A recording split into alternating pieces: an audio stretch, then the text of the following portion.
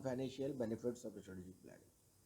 For example यानी कुछ benefits तो ऐसे हैं कि जिन्हें आप डायरेक्टली मेजर कर सकते हैं, तो वो हम कह रहे हैं कि फाइनेंशियल बेनिफिट्स हैं।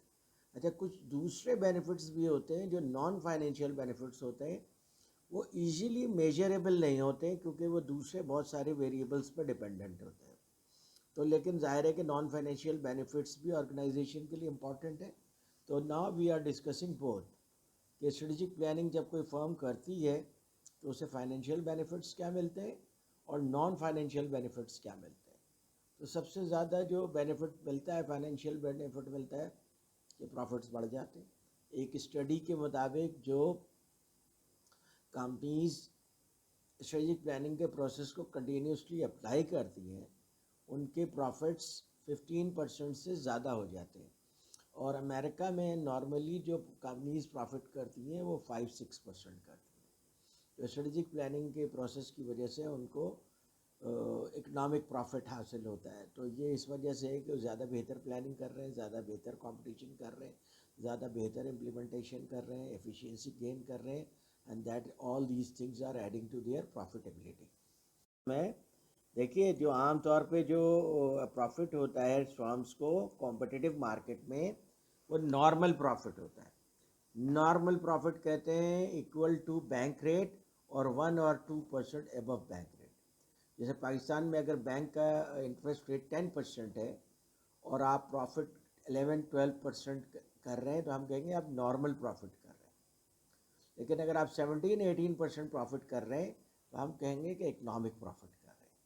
यानी जितने मार्केट रेट आपको अलाउ कर रहा है उससे ज़्यादा आप प्रॉफिट कर रहे हैं।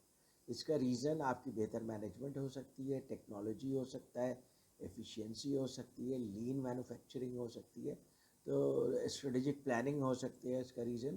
तो there can be so many reasons जिसकी वजह से for a longer period of time you manage sustained economic profit. तो बहुत सारी कंपनीज करती हैं, एग्जाम्पल्स मौजूद हैं। तो मोर प्रॉफिट्स हो सकते हैं आपको फाइनेंशियल बेनिफिट्स में, मोर प्रोडक्टिविटी हो सकती है कि you are getting more by laser input. मिसाल के तौर पे आप वेस्टेज कंट्रोल कर रहे हैं, ज़ीरो वेस्टेज पे काम कर रहे हैं, तो आपका सारा का सारा जो प्रोडक्शन है वो 100% कन्वर्ट हो रहा है प्रोडक्ट्स में।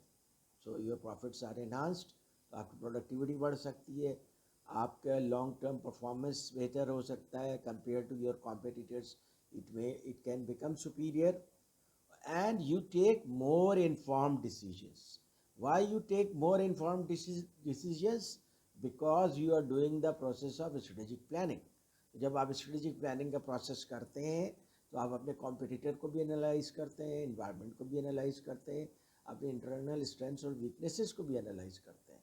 तो एज ए रिज़ल्ट आपकी जो डिसीजंस होते हैं बेस्ड ऑन डेटा होता है। तो डेटा की बेस पे जो डिसीजन होता है that is informed decisions, those are better quality decisions. उसकी वजह से भी आपकी प्रॉफिटेबिलिटी इन्हांस हो जाती है। और फिर कंसिक्वेंसेस आपको पता चल जाते हैं, कोई भी आप एक्शन ले रहे हैं तो उसके कंसिक्वेंसेस क्या होंगे। अगेन इसका रीज़न ये है कि you have done your analysis well. तो एनालिसिस अच्छी तरीके से करने की वजह से, डेटा बैंक बनाने की वजह से यू अंडरस्टैंड कि what risk you are going to take. और जब आप इन्फॉर्म्ड होते हैं तो कैलकुलेटेड रिस्क लेते हैं। तो you are better than your competitors while you are taking risk.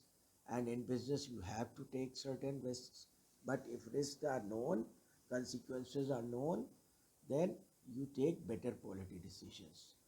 फिर ऑफ कोर्स डेटाबेस है तो आप फोरकास्टिंग भी अच्छी कर सकते हैं फ्यूचर की, whether it is related to sales, whether it is related to expenses, और whether it is related to any other measurable KPI।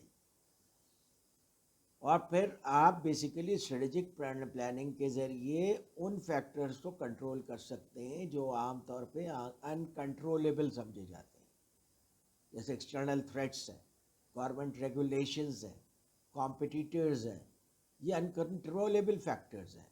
लेकिन जब अच्छी स्ट्रेटेजिक प्लानिंग करते हैं तो आप इंटेल की तरह अपने कॉम्पिटिटर्स को कंट्रोल कर लेते हैं, पेप्सी और कोक की तरह आप अपने कॉम्पिटिटर्स को कंट्रोल कर लेते हैं। उन्होंने successful barrier to entry into the market create کیا ہوا ہے، اس کی وجہ سے ان کے مارکیٹ میں کوئی کمپیٹیٹر نہیں آتا ہے. تو کیا کر رہے ہیں یہ انکنٹرولیبل فیکٹر کو کنٹرول کر رہے ہیں بیکاز آف بیٹر اسٹریٹجیز. اچھا نان فائنینشیل بینیفٹس کیا ہوتی ہے کہ آپ کو انوائرمنٹ کا زیادہ بہتر پتہ چل جاتا ہے. جب آپ کو انوائرمنٹ کا زیادہ بہتر پتہ چل جاتا ہے تو آپ اتنا زیادہ اچھا اپنے آپ کو پروٹیکٹ کر سکتے ہیں اور اتنا اچھی اسٹریٹجی ڈیولپ کر سکتے ہیں. ڈیسیجنز اچھے ہو جاتے ہیں، آپ کے ریسورسز کا ایلوکیشن بہت اچھا ہو جاتا ہے. اور میں نے آپ کو بتایا تھا کہ strategic management is basically a process of resource allocation. کوئی بھی آرگنائزیشن جو کمپیٹ کرتی ہے on the basis of their resources کرتی ہے، وہ آپ کے ہیومن ریسورس بھی ہو سکتے ہیں، فائنینشیل ریسورسز بھی ہو سکتے ہیں، اور مٹیریل ریسورسز بھی ہو سکتے ہیں، ٹیکنالوجیکل ریسورسز بھی ہو سکتے ہیں. تو یہ سارے ریسورسز آپ کن چیزوں پہ لگائیں گے؟ ان ایریاز میں آپ ان ریسورسز کو انویسٹ کریں گے جہاں سے you are expecting better returns, particularly in the case of a commercial organization. So from where you will be getting better returns, analysis tell you that in these areas you can get better returns. تو اس لیے آپ کی decision making بہتر ہو جاتی ہے، آپ کا allocation of resources بہتر ہو جاتا ہے، آپ کی پروڈکٹیوٹی اچھی ہو جاتی ہے، اسٹریٹجی کی اویئرنیس اچھی ہو جاتی ہے throughout the organisation in implementation phase. تو جب اسٹریٹجی کی اویئرنیس اچھی ہو جاتی ہے تو everybody is knowing what is expected from ہم اور ہر. تو ایز اے ریزلٹ وہ اپنے کام کو فوکس طریقے سے کر سکتے ہیں. کوئی ایسی ویکیوم نہیں ہے یا کوئی ایسا کنفیوژن نہیں ہے کہ پیپل ڈونٹ نو کہ in what direction they have to go. اور پھر آپ چونکہ اسٹریٹجی بناتے ہیں، اسٹریٹجی کو ٹاپ ٹو باٹم امپلیمنٹ کرتے ہیں، لوگوں کو کے پی آئیز دیتے ہیں، اور کے پی آئیز اچیو کرنے کے اوپر آپ ان کو ریوارڈ زیادہ آبجیکٹو طریقے سے دے سکتے ہیں.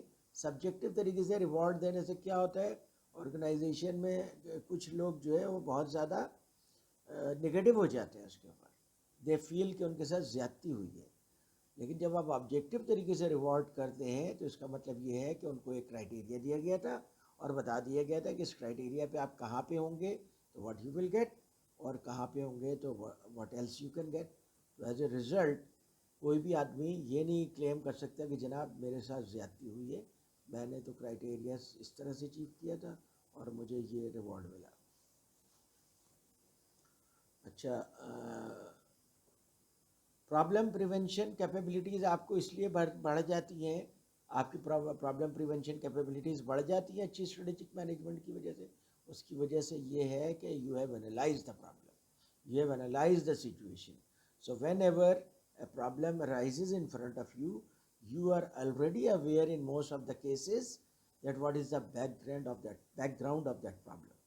So you are able to address those problems comfortably, better than your competitors.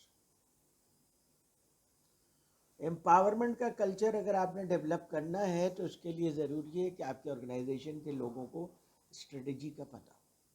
اگر اسٹریٹجی کا نہیں پتہ ہے، آپ لوگوں کو امپاور کریں گے تو اٹ میں be miss used.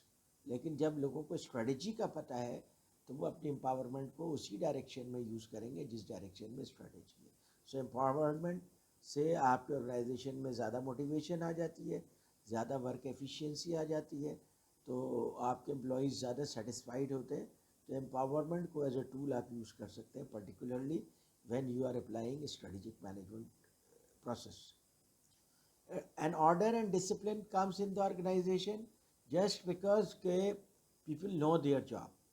When they know their jobs, there are lesser confusions. When there are lesser confusions, they are focused on their jobs, and as a result their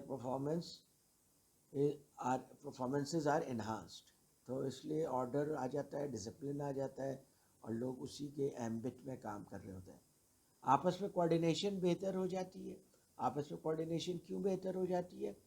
اس لیے کہ ہر ایک کو پتہ ہے کہ ہر ایک سے کیا کام آرگنائزیشن ایکسپیکٹ کر رہے ہیں، اور جہاں پہ ان کے درمیان انٹر ڈیپینڈنس ہے، یعنی ایک دوسرے کے اوپر ڈیپینڈنٹ ہے کسی آبجیکٹیو کو اچیو کرنے کے لیے، ایک دوسرے کے ساتھ کوآپریٹ کرتے. وجہ اس کی یہ ہے کہ ہم دونوں نے مل کر کے یہ کام کرنا ہے جب آرگنائزیشن اپنی اسٹریٹجی اچیو کر سکے تو بیٹر کوآرڈینیشن ہو جاتی ہے، کمیونیکیشن بھی اسی وجہ سے اچھی ہو جاتی ہے، everybody is on the same page, اور پھر لوگوں میں فارورڈ تھنکنگ آ جاتی ہے. اسٹریٹجک مینجمنٹ کا process itself is forward thinking, and when it is embedded in the culture of the organisation تو لوگوں میں ایٹ لیسٹ مینیجیریل لیول تک لوگوں میں فارورڈ تھنکنگ آ جاتی ہے. جب فارورڈ تھنکنگ آ جاتی ہے تو وہ فیوچر کے پرابلمس کو زیادہ بہتر طریقے سے اور ایشوز کو زیادہ بہتر طریقے سے ہینڈل کر سکتے ہیں. And of course it increases synergy, یعنی یہ مل کر کے لوگ کام کرتے ہیں، ٹیم پلے کرتے ہیں، and then they get efficiency, they get results, and they get economic prophets.